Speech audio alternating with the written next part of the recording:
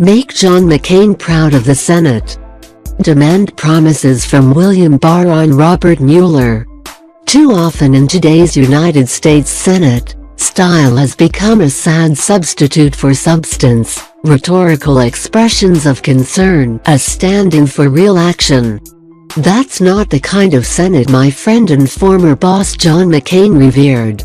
He believed that United States senators were elected to 6-year terms to do the right thing, regardless of consequences, not to say one thing and do another. Nowhere must that be more true than when it comes to issues fundamental to the rule of law. As a former Attorney General for the state of Arizona, I know how vital it is for law enforcement officials from state attorneys general to prosecutors to the U.S. Attorney General to preserve the rule of law. That's why the confirmation hearings for William Barr, President Donald Trump's nominee for Attorney General, are the most consequential since 1973. To avoid a constitutional crisis and to protect the rule of law, the next Attorney General must protect Special Counsel Robert Mueller's ability to follow the facts, find the truth and make a public report to the American taxpayer. The Senate Judiciary Committee's job is to ensure that Barr makes those commitments. If he doesn't, it should reject his nomination. Make no mistake, the Senate, not just the nominee, is being judged this week. These aren't just words. They're grounded in real history. It matters what the Senate does. President Trump dismissed his previous Attorney General because he refused to shut down Mueller's investigation. The new nominee has criticized the investigation. It falls to Chairman Lindsey Graham and his colleagues to defend the American ideal that no one is above the law, not even the president.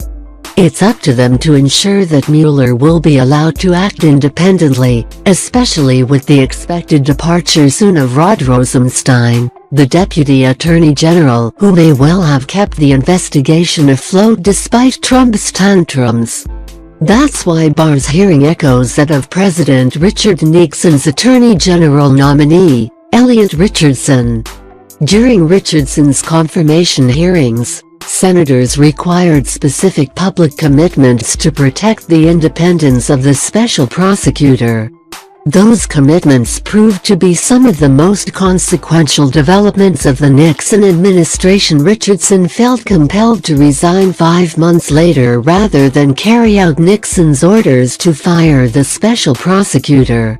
In his resignation letter to Nixon, Richardson wrote, "At many points throughout the nomination hearings, I reaffirmed my intention to assure the independence of the special prosecutor. I trust that you understand that I could not, in the light of these firm and repeated commitments, carry out your direction that this be done. It matters what senators do and what they demand, much more so than what they tweet and what they whisper to reporters in the basement of the Capitol. There might be no one in the history of the Senate who understood how to wield the immense power of the Senate's advise and consent role better than Senator McCain. He would send back nominations for people who were totally unqualified, in his words, or unresponsive to the Senate. He skewered nominees who would not give him straight answers and demanded accountability on behalf of his colleagues. As chairman of the Senate Armed Services Committee, he even stopped holding confirmation hearings on President Trump's nominees until the Pentagon briefed the Senate on Iraq and Afghanistan and later on Niger. McCain explained, "The Constitution says that the Senate has the obligation to advise and consent. I am in keeping with the Constitution of the United States. When I got re-elected, I said I would support and defend the Constitution. I didn't say I would support and defend the President of the United States." Graham has pledged to protect Mueller. This is exactly how the Senate is supposed to work, and I hope senators treat Mr. Barr's confirmation with the same urgency. A co-equal branch of government should demand no less. Last March, Chairman Graham said, "I pledge to the American people, as a Republican, to make sure that Mr. Mueller can continue to do his job without any interference."